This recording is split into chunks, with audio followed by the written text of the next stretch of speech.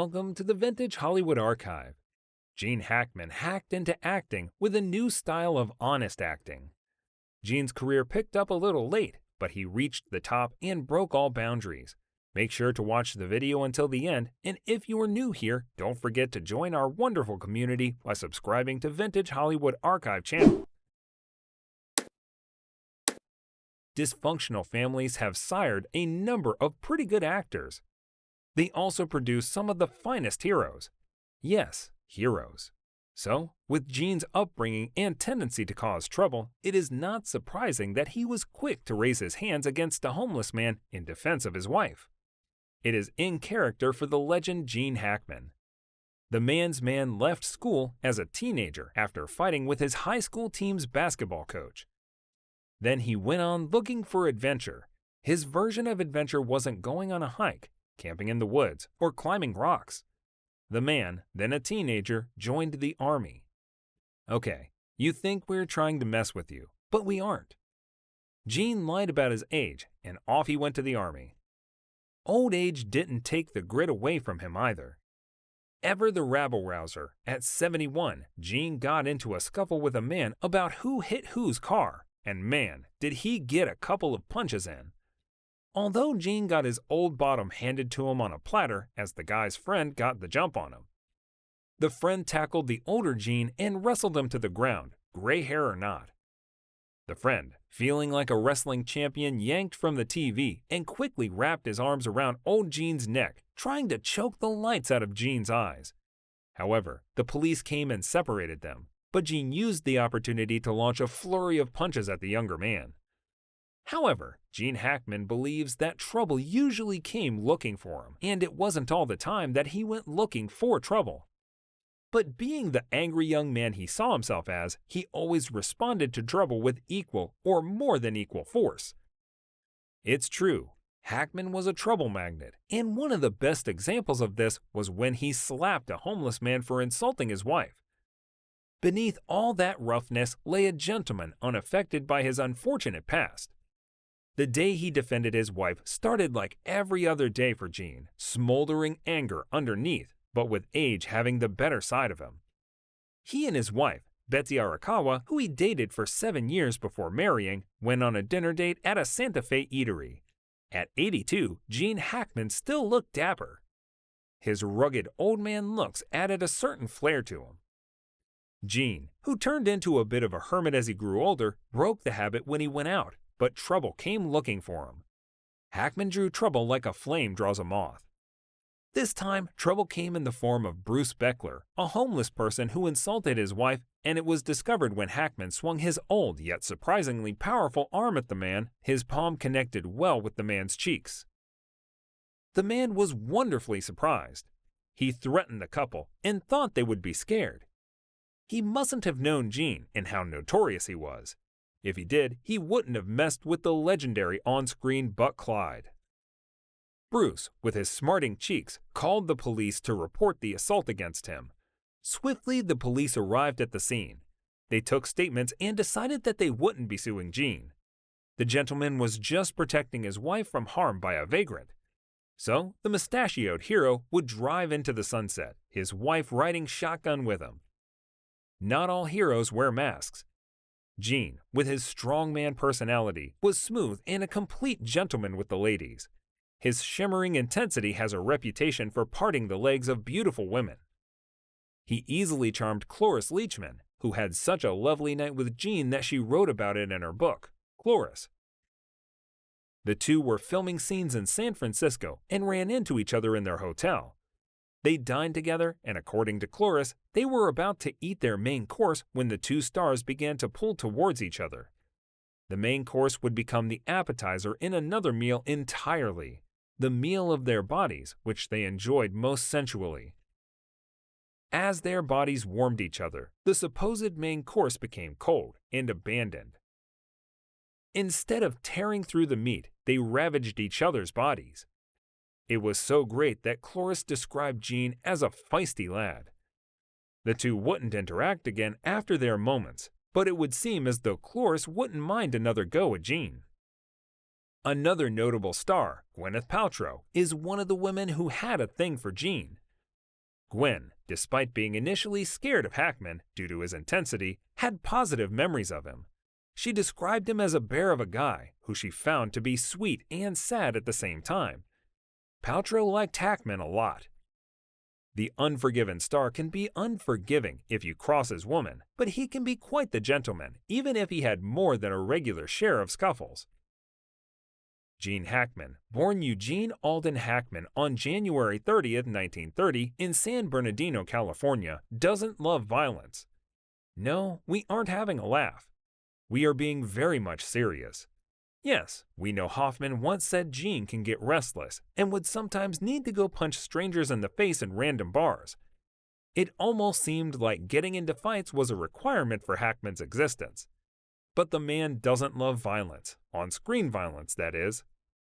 Still, Hackman had once told the director of one of the films that made him a legend to consider replacing him. The French Connection gave Gene a violent role. Even after appearing in Bonnie and Clyde as Buck Clyde, the amount of violence The French Connection required Hackman's character, Jimmy Popeye Doyle, to portray was on another level. So, due to his reservations about his role, the particular scene where Popeye had to get savage required numerous takes.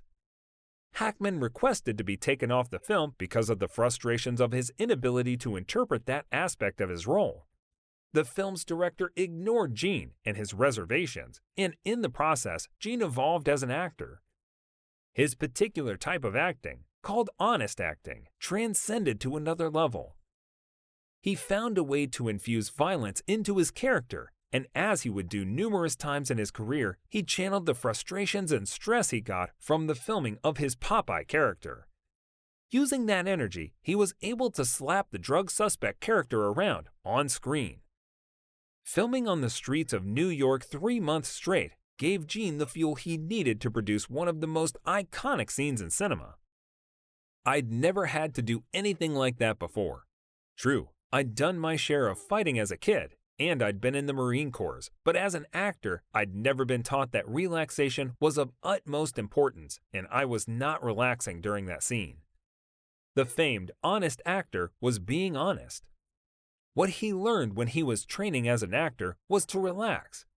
It was George Morrison who taught him the pivotal aspect of method acting. George also taught the Unforgiven star how to deliver his lines properly and the timing involved in the delivery. Morrison also taught him to ask himself 2 important questions when he got a role he wanted to play. How am I like this person? And how am I not like this person? According to Morrison's teachings, these questions would allow Hackman to become his character properly. Despite working as a furniture mover during this period, Gene took to those lessons and mastered them a little bit too well even. He learned under Morrison, an alumnus of Lee Strasberg's Actors Studio, when he was kicked out of Pasadena Playhouse Theater's acting school for having the lowest grades a student ever had. Before he was kicked out, he and Dustin Hoffman were voted the students with the least chance of making it as an actor. Gene, at the time he enrolled in the acting school, was married, older than the rest of his classmates, and didn't have the graceful appearance most of the students had. He described his classmates as walking surfboards due to their tanned and toned bodies. Next to these elegant students, the legendary actor felt like a big lummox kind of person. Hackman stuck a friendship with Dustin Hoffman, his fellow outcast who other students called a beatnik because of how he dressed. Hoffman usually wore sandals and leather vests. Plus, he was short, and Hollywood loved its leading men to the taller than Hoffman was. Hoffman and Hackman would play bongos on the school roof as outcasts, yet they ended up succeeding more than their classmates. Even after Hackman was kicked out, the two continued to remain close. Hoffman even lived with Hackman and his first wife, Faye Maltese, a bank secretary, when he, Hoffman, went to New York. Despite his aversion towards on-screen violence and turning down several violent roles before, Clint Eastwood managed to seduce Gene into the film Unforgiven. The film, like The French Connection, would also become iconic for Gene. If not for Eastwood's insistence, the legendary actor would have said a resounding no to the film. The film was the gritty sort, and it was the type of film his daughters didn't want him to appear in anymore. He himself, after appearing in wave after wave of films where he was always the angry man, decided to take a break, but Clint wouldn't let him. Clint insisted that Hackman played the role of Sheriff Little Bill Daggett, who was as sadistic as they come. In this film also, Bill Daggett had to beat up a gunman, which Richard Harris played. This time, he had no problem brutally beating someone around on screen. He had mastered the art of transference, as he liked to call it. He used the incident between him and Harris, and he got the necessary anger to beat Harris's character up. Apparently, he had worked with Harris in a film, Hawaii, but at that time, Gene wasn't a star, and Harris forgot about having worked with him. Now, instead of Harris coming clean and being straight, he tried to fake remembering Gene. The legend didn't like this, so he had his revenge on Harris's character. Don't mess with Gene Hackman, guys. Sometimes we wonder what would have become of Gene if he wasn't an actor. In a way, acting gave him an escape from the traumas of childhood, but also, without the trauma, his talent might not have blossomed. The sensitivity that allowed Gene to pick up certain nuances regular actors might have missed from the script was due to his trauma. His dad left him when he was younger, and when he saw his dad leaving, the man didn't offer an explanation, but only just waved and drove on. The superstar was 13 at the time. The wave showed him what one small gesture can mean. His father's abandonment caused him pain and disappointment. It is also part of the reason why he carried anger around. His father leaving caused his already unstable childhood to upend completely. Gene and his mom moved in with his grandmother, who wasn't a fan of the future superstar. Granted, Gene didn't make a solid case for his grandmother to take a special liking to him. He once stole candy and soda, which earned him jail time for a night. They had a cash problem, but it couldn't have been that bad as to steal candy and soda. In fact, his mother couldn't have not had the money for soda and candy, as she had enough money to take him to the cinemas. Bless her soul that she did. Her act of bonding with her son gave us a great that entertained the audiences thoroughly.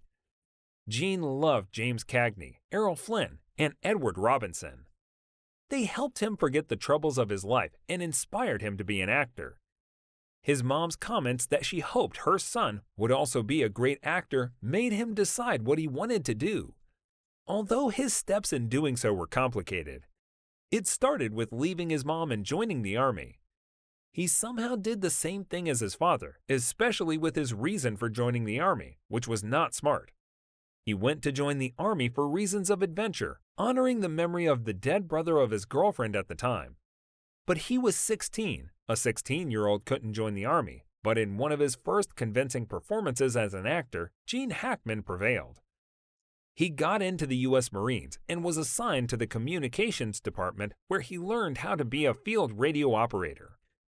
The Popeye actor used the skills he acquired to get a disc jockey role and become a newscaster for the Marines. Like he was before he joined the army, authority and Hackman didn't mix. He resisted any form of authority with an unfathomable vigor. It could only mean one thing. He got into trouble quite often as a soldier. I was not a good Marine. I made corporal once and was promptly busted.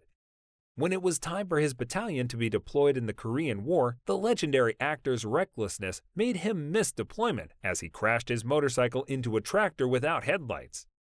He broke about 4 of his limbs. Still, he would have a similar accident when he was older, but this time it was with a bicycle. He was hit by a pickup truck while riding his bicycle in Florida as an 81-year-old man. The injuries were serious enough to warrant an airlift out of the accident scene. Old and young, the legendary actor sometimes bit off more than he could chew. After his discharge from the army, he went to college but dropped out. No surprise there, actually. Then he went to New York to enroll in the School of Radio Technique, and afterwards he began to train his vocals. Hackman did a lot of odd jobs. He worked as a drug assistant, drove trucks, sold sweets, and worked in a woman's shoe store. He continued like this till he met his Army drill instructor, who, without acknowledging or greeting him, said, "Hackman, you're a public enemy #1." The encounter stunned Hackman into revealing his dream of becoming an actor. His wife, Faye Maltese, encouraged him, but little did she know that her husband's career would be the reason for their divorce after 26 years of marriage. Gene said, "We lost sight of each other. When you work in this business, marriage takes a great deal of work and love." The divorce hurt the man badly, but his marriage wasn't the only thing his Hollywood career stole. It also stole from him building the great bond with his children. "I lost touch with my son in terms of advice early on. He wasn't around to give his son advice when the boy needed his father."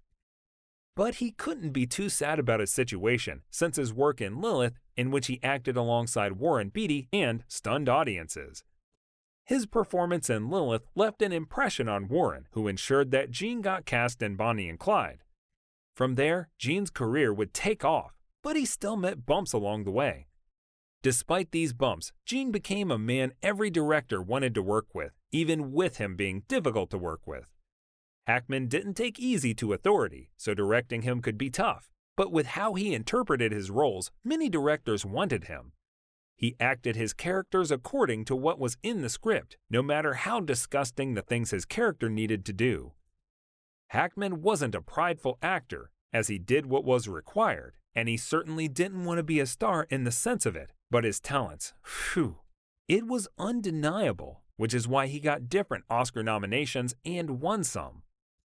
Gene was nominated for Oscars for his role in Bonnie and Clyde, and I Never Sang for My Father. He wished his mother could watch the latter film, but she died in a house fire. She didn't see her boy rise above the challenges and become what she wanted him to be. Gene won the Oscar for his role in The French Connection and Unforgiven.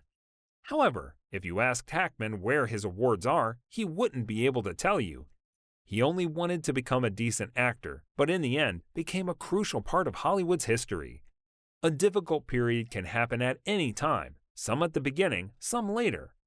How Meryl Streep survived the most painful phase of her life? Watch this video.